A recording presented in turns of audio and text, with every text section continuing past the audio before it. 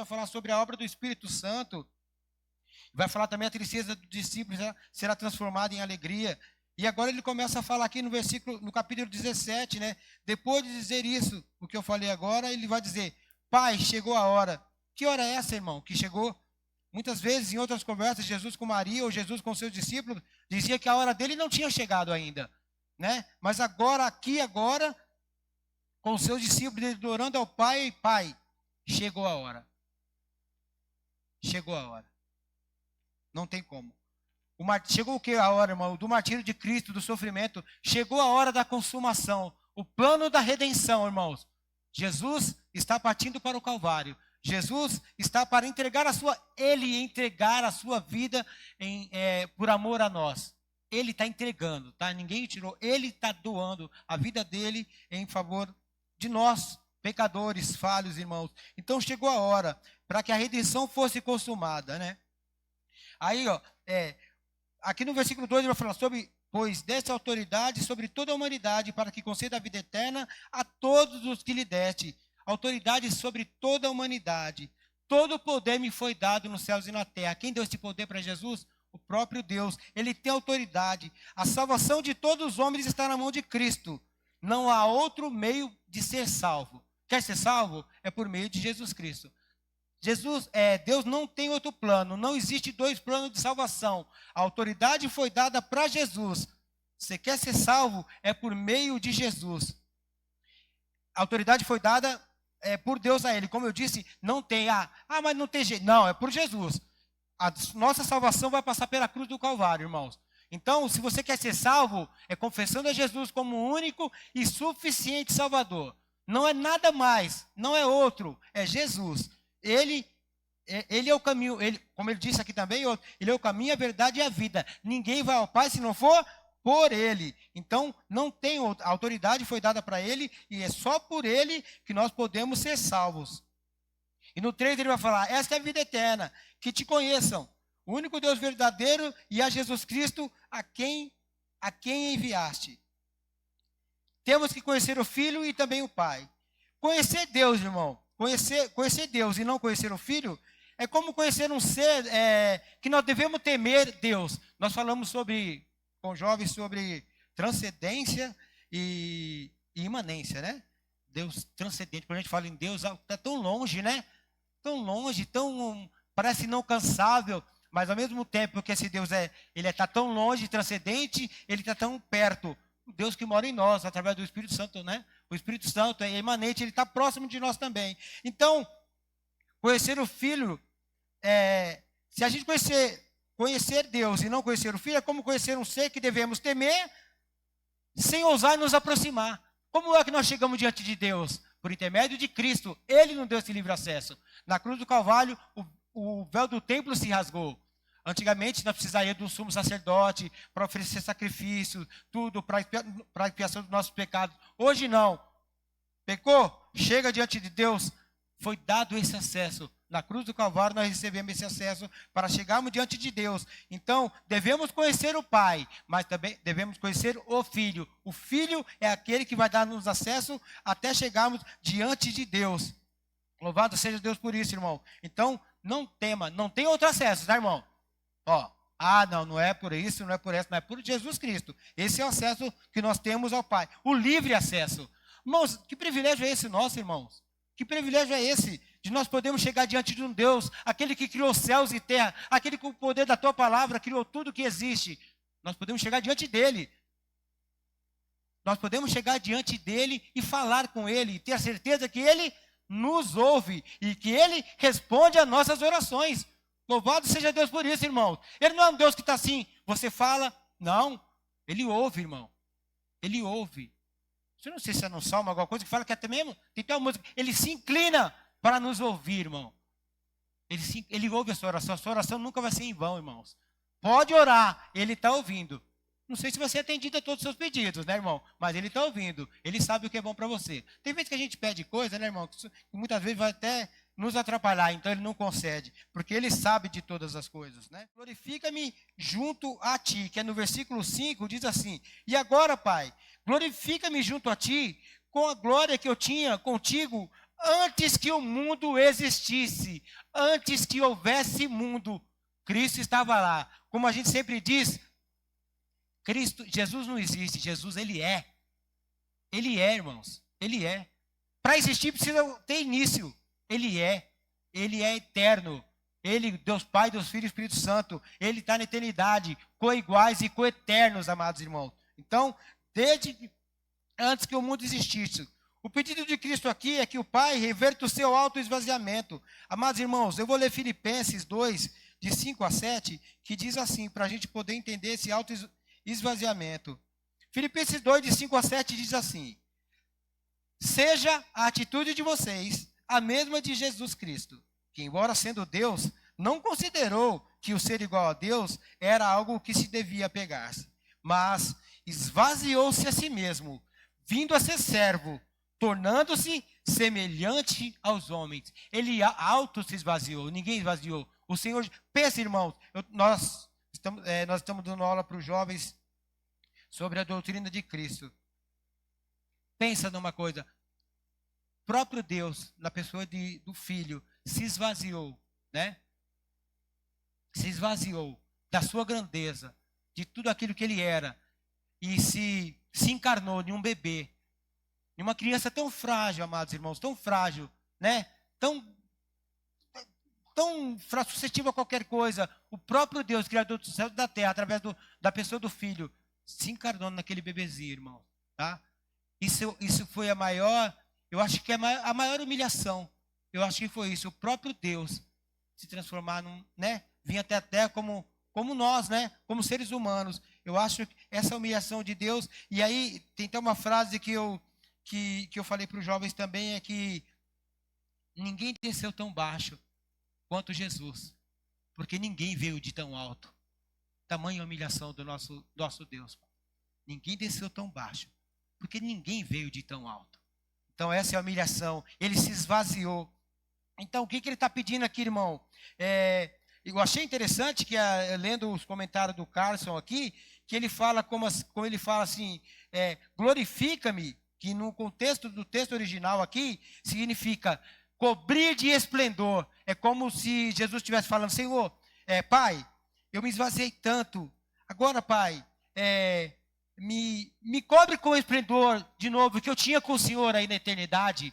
Eu me esvaziei, mas agora, Pai, é chegada a hora. Me glorifica, me cobre de esplendor novamente, assim como eu tinha com o Senhor aí, antes que houvesse mundo. No versículo 6, o Senhor Jesus vai falar assim, eu revelei o teu nome. Olha, irmão, preste atenção. Eu revelei o teu nome. Aqueles que o mundo me destes, eles eram teus. Tu destes a mim. E eles têm obedecido a tua palavra. Jesus, irmãos, em todo o seu ministério, mostrou quem Deus era. Quando se fala em nome aqui na Bíblia, irmão, o nome é muito importante. O nome quer dizer o caráter da pessoa. Quem é a pessoa? Não é simplesmente o nome. Eu falo pastor Adiaelson. Não é simplesmente, na Bíblia aqui não é somente isso. É quem ele é, o caráter dele, a personalidade dele. Então, no nome, quando diz aqui na Bíblia, tem muita importância. Não é só o Mauro, não, o crente, não é não. Aqui tem muita importância mesmo o nome, irmão. Eles eram do mundo, né? Eles eram do mundo, eles eram de Deus. Deus para Cristo. Eles eram do mundo, não tinha mérito nenhum neles. Podemos dizer que eles pertenciam a Deus antes do ministério de Cristo. Porque está dizendo aqui, eles eram teus. Tu destes a mim. Eles eram de Deus. Tu destes a mim. Antes do ministério de Cristo, eles já eram de Deus. Já tinha escolhido antes da fundação do mundo, irmão. Antes que houvesse mundo. Não fomos nós que encontramos a Deus, irmãos. Ele nos encontrou. Os perdidos eram a gente. Quem estava perdido, né? Encontrei Jesus. Quem estava perdido era você, era ele. Você. Entendeu? Como eu digo sempre, é um texto que a gente usa, eu aceitei Jesus, como eu sempre falo aqui, na verdade a gente não aceita Jesus, é uma forma da gente falar, mas é Cristo que nos aceita, porque o pecador sou eu, não é ele. Então, ele que me aceitou, irmãos, tá? Pecador, falho, mas ele me escolheu. Não há mérito em mim, irmãos, o mérito é todo de Cristo. É Deus que nos escolhe e não nós o que escolhemos. Como eu disse aqui, foi ele que nos amou primeiro. 1 João 4,19 diz assim, nós o amamos, porque Ele nos amou primeiro, tá? Ele nos amou primeiro, tá? Eu rogo por eles, não estou rogando pelo mundo, irmãos. No versículo aqui, ó, no versículo 9, eu rogo por eles, não estou rogando pelo mundo, mas por aqueles que me destes, pois são teus. Responsabilidade de Cristo, irmãos. Os discípulos eram o meio de Deus alcançar o mundo, os discípulos eram o meio de Deus alcançar do mundo os seus escolhidos. É verdade que Deus ama todos os pecadores, né? E os convida à salvação. Irmão, o convite de salvação é feito a todos, mas tem que ter uma resposta nossa. No dia que, ou todos nós aqui convertidos, o dia que foi feito, não sei de que forma, que Cristo te chamou, você disse sim. Você disse sim. Essa foi a resposta, tá? Então você disse sim. A salvação é para todos, né? Sabemos que o sacrifício de Cristo é suficiente para salvar todos os homens, irmãos. O sacrifício de Cristo na cruz do Calvário é suficiente para salvar toda a humanidade. Mas é toda a humanidade que vai ser salva, irmãos? Se a gente pensar assim, a gente vai cair no quê? No universalismo, não é isso? Então não é. Nenhuma gota de sangue de Cristo lá na cruz do Calvário foi em vão. Todos aqueles por quem Jesus morreu, esses virão. Pode ter certeza disso, irmãos. Pode ter a plena certeza. Nenhuma gota do sangue de Cristo foi vertida em vão. Todos que ele comprou é dele. Não tem como, irmão. Não tem como. Quem pode nos arrancar da mão do Senhor Jesus, irmão? Ninguém. Nada pode nos arrancar da mão do Senhor Jesus. Aqueles que ele comprou, aquele que comprou com seu sangue é dele. Aqueles que o Pai deu para ele, é dele. É dele, irmãos. Então não tema, não tema, não tema. Tu é de Jesus e ninguém tasca. Tu é de Cristo, irmão. Ninguém pode tirar das mãos dele. Sabemos que a segurança do crente está na intercessão de Jesus. Não é nossa, irmão. Não é em nós que está.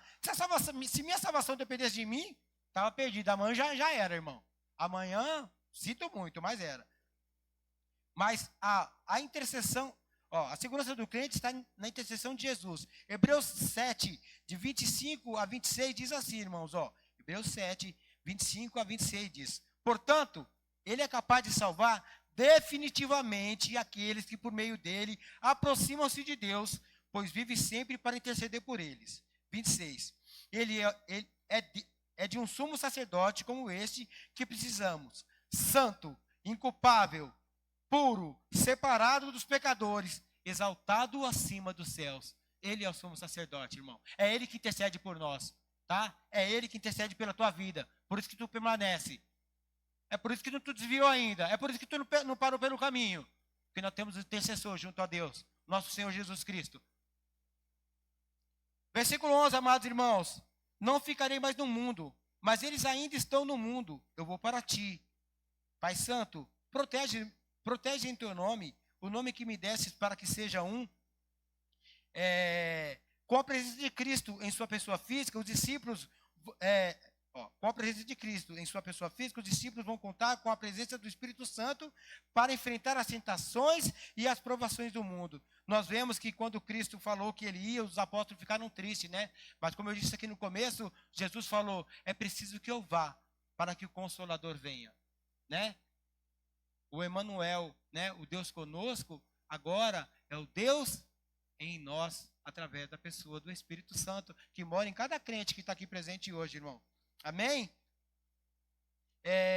João 15, 18, vai falar aqui sobre o versículo 11 aqui que eu estou falando, protege em teu nome, que não ficarei no mundo, mas eles ainda estão no mundo, e eu vou para ti. Pai Santo, protege em teu nome, o nome que me desses, para que seja um.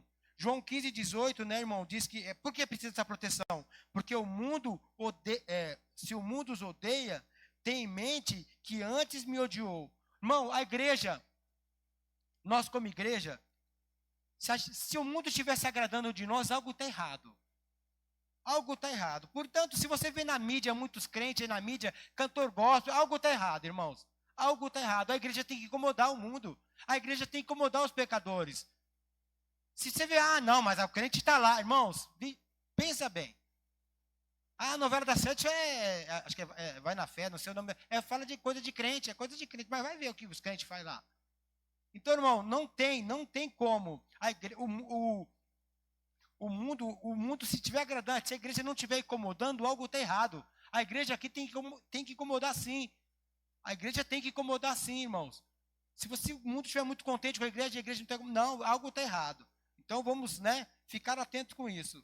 No versículo 12, enquanto estava com eles, eu os protegi e os guardei no nome que me desse. Nenhum deles se perdeu, a não ser aquele que estava destinado à perdição, para que se cumprisse a Escritura. No versículo 12, irmãos. O Senhor Jesus guardou todos os seus discípulos em segurança, né, na revelação do seu próprio nome, né, da pessoa de Cristo.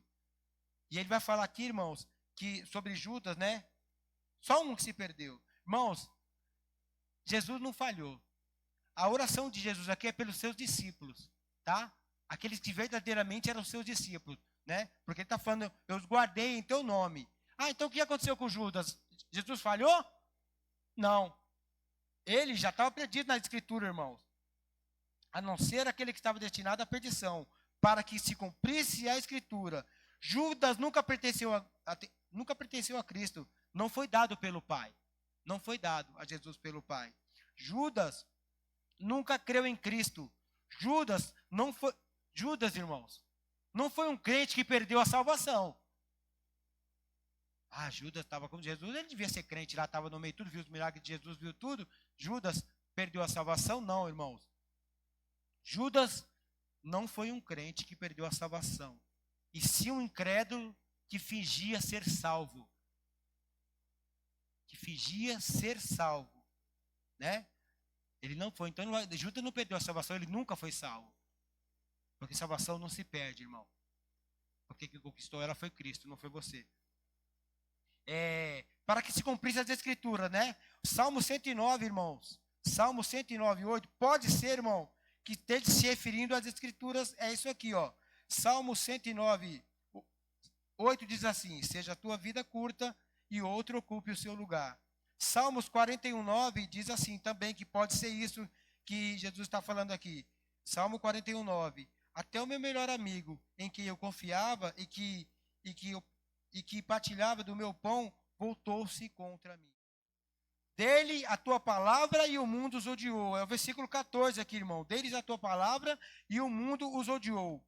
Irmão, o mundo é um sistema contra Deus, como eu disse aqui. O mundo é contra Deus, é contra a igreja. Como eu disse aqui, o mundo ama aquilo que é mundano, né? João 3, 19, 20 e 21 diz assim, ó. João 3, 19 a 21 diz assim: este é o julgamento. A luz veio ao mundo, mas os homens amaram as trevas e não a luz, porque as suas obras eram más. Quem pratica o mal odeia a luz e não se aproxima da luz, temendo que as suas obras sejam manifestas. Mas quem pratica a verdade vem para a luz, para que se veja claramente que as suas obras são realizadas por intermédio de Deus. Jesus nunca foi do mundo, mas teve que entrar nele, irmão. Jesus nunca foi do mundo, mas teve que vir ao mundo, né? Outra fase aqui, irmão, legal, que eu também falei para os jovens, tá? Através de Cristo, a eternidade invadiu o tempo. Através da pessoa de Cristo, aquele que é eterno invadiu o nosso tempo e o espaço, irmão. Precisou fazer isso. Por amor de você, crente. Por amor a mim. Amém, irmãos? Não é qualquer coisa, irmãos. Não é qualquer coisa. Valorize isso. Se você for chamado por Cristo, valorize isso. Não é qualquer coisa isso. A função da igreja é ser santa, como eu disse, e denunciar o pecado. Não podemos, a igreja jamais pode ser confundida com o mundo, irmão. O mundo é mundo. A igreja é igreja. Então vamos tomar cuidado para a gente não ficar trazendo coisinhas de fora lá, trazendo para a igreja.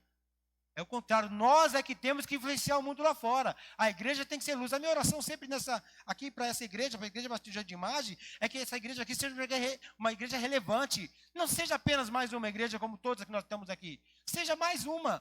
Não seja mais uma, mas seja uma igreja que faça diferença aqui. Esses 52 anos que nós temos aqui, tem que ter feito diferença neste bairro. Nós não podemos ser igual a outros. Tem que fazer diferença sim, irmãos. Tem que fazer diferença sim. Não podemos ser confundidos com o mundo. Não podemos de jeito nenhum a igreja ser confundida com o mundo, irmão. Igreja é igreja, o mundo é o mundo. No versículo 15, não rogo que os tire do mundo, mas que os proteja do maligno. Jesus acha melhor para o seu povo ser mantido no mundo e ser preservado nele, do que ser retirado dele e da presença do mal. Como poderiam os crentes fazer qualquer bem ao mundo se deles fosse retirado após a sua conversão?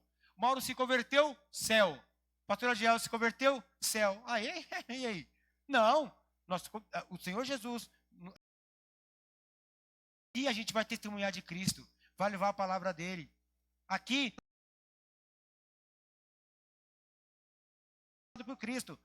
Então, ele deixa a gente no mundo, mas ele nos preserva deste mundo maligno.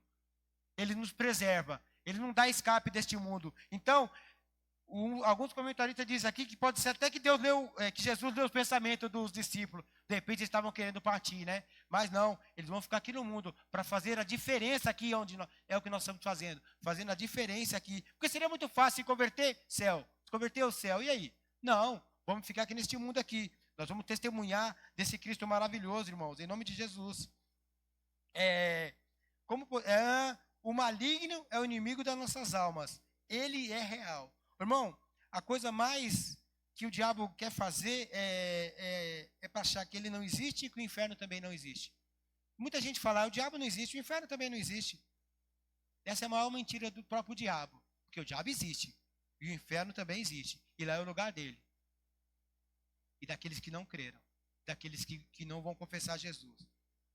Então, irmãos, 1 Pedro 5,8 diz assim: estejam alertas e vigiem.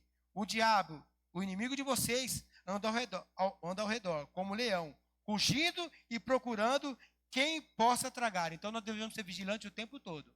O tempo todo nós devemos vigiar, porque o cramulhão sanguinolento está aí, irmão. Está aí, só tentando aí. Só tentando. Então a gente tem que ficar esperto, vigiar e orar. Primeiro, está mandando é vigiar. Primeiro você vigia, depois você ora. Vigia, irmão. Principalmente por causa nós que professamos a fé em Jesus Cristo, né? Então, o diabo não está preocupado com o que já é dele. Ele está preocupado com aquele que confessa Jesus, aquele que quer fazer a vontade do Pai. É esse que ele está trabalhando. Mas aquele que já é dele, já é dele. Então, vamos ficar espertos, irmão. Vigiando e orando, porque o cramulhão está aí, tá? Né? Só procurando, fugindo como leão, querendo tragar.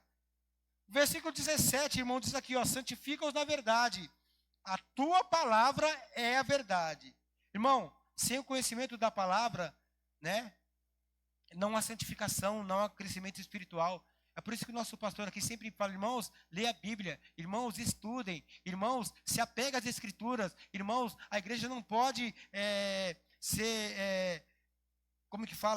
negligenciar a palavra de Deus. Por isso que ele convida eu, como superintendente da Escola Bíblica Dominical, também convido vocês a estar participando, porque é crescimento espiritual. A santidade do crente vai ser pelas Escrituras, irmãos. É conhecendo e conhecendo a Deus e a sua vontade, é que nós vamos nos santificar e fazendo a vontade do Pai, irmão. É só através da palavra dele. Se não for assim, não tem jeito. A palavra é o instrumento de Deus para chamar os seus escolhidos. É através, Romanos 10,17 diz assim: a fé vem pelo ouvir, e ouvir a palavra de Deus. Ouvir, como é que vai ter fé? Não tem jeito. Né? E a palavra é a arma do crente. Né? Como é que o Senhor Jesus venceu no deserto? Com a palavra, né? Com a palavra. Versículo 19, irmão, agora é sério para acabar de verdade. Em favor deles eu me santifico, para que também eles sejam santificados. Jesus falando, em favor deles eu me santifico, mas Jesus não é santo. Jesus é assim, como é eu santifico? A santificação de Jesus não tem nada a ver com o purificar o pecador do seu pecado. Jesus nunca pecou, irmão. Jesus é santo, perfeitamente santo. A santificação de Jesus tem a ver com a sua separação para Deus, sua tarefa como Messias. Santo significa separado. O Senhor, Deus na pessoa do Filho, foi separado para vir ao mundo e morrer por você e por mim. Por isso está falando, eu me santifiquei, me separei, foi separado. No versículo 20, minha oração não é apenas por eles, rogo também por aqueles que crerão em mim, por meio da mensagem dele. Irmãos, O Senhor Jesus orou por você. Jailma, Érica, o Éder orou por mim, por aqueles que queriam crer. Nós não cremos? Jesus orou por vocês aqui. Olha que maravilha, que bênção é isso. Vocês estão aqui porque Ele é o intercessor de vocês. De repente está aqui Jesus falando, lá, o Éder, Senhor, ele vai crer. Glória a Deus por isso, irmãos. Minha oração não é apenas por eles, rogo também por aqueles que crerão em mim por meio da mensagem deles, por meio da mensagem dos apóstolos, que foi passando e chegou até nós hoje. E nós fomos alcançados por esta mensagem. Nós vivemos debaixo da doutrina dos apóstolos, do ensino dos apóstolos, não há outro ensino. Aqueles que escreveu, aqui a palavra de Deus, entendeu? É nela que nós vivemos, debaixo dessa doutrina, a doutrina dos apóstolos. Para terminar, irmão, não vou completar tudo, para que todos sejam um, no versículo 21. Aqui, Jesus está pedindo para a unidade da igreja. Deus quer a unidade do seu povo.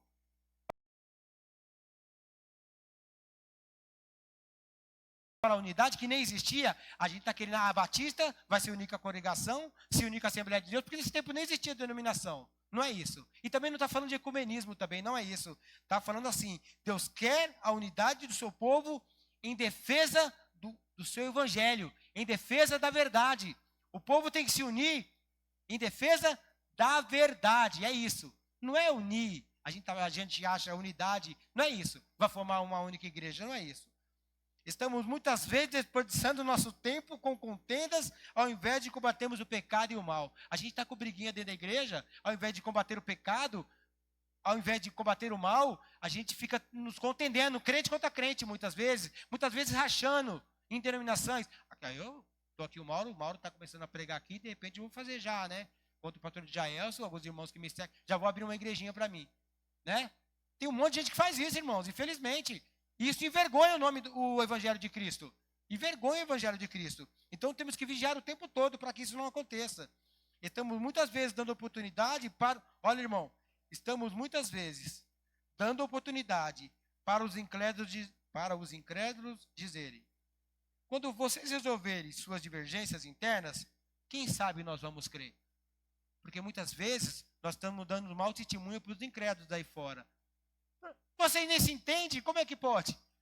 Vocês não se entendem, como é que eu vou para lá? Quando de repente vocês se entenderem, quem sabe eu vou crer? Cuidado, irmãos, devemos vigiar o tempo todo. Pensando nisso aqui, eu posso aqui conjecturando, acho que Jesus devia ter tido uma visão antecipada dessas divisões. Por isso, orou pela unidade dos crentes. De repente, né, Deus, na sua onisciência, viu que lá na frente, os crentes aí vai se dividir todo, já vou orar, pedir agora por eles, para que isso não aconteça, né? Louvado seja Deus, porque essa oração que o Pai fez, lembrando, irmão, que essa oração de Jesus, é a oração sacerdotal de Jesus. O Pai Nosso foi a oração que Ele nos ensinou para a gente fazer, tá? Jesus não podia orar o Pai Nosso porque Jesus não perdoou meus pecados. Jesus não tinha pecado. Agora, essa oração é a oração de Jesus. A oração do Pai Nosso de Lucas é a oração que Ele ensinou para que nós possamos fazer. Agora, essa oração é a oração do próprio Cristo. Como eu disse aqui, é a oração do Deus Filho para o Deus Pai. Amém, irmãos? Louvado seja Deus pela palavra dele.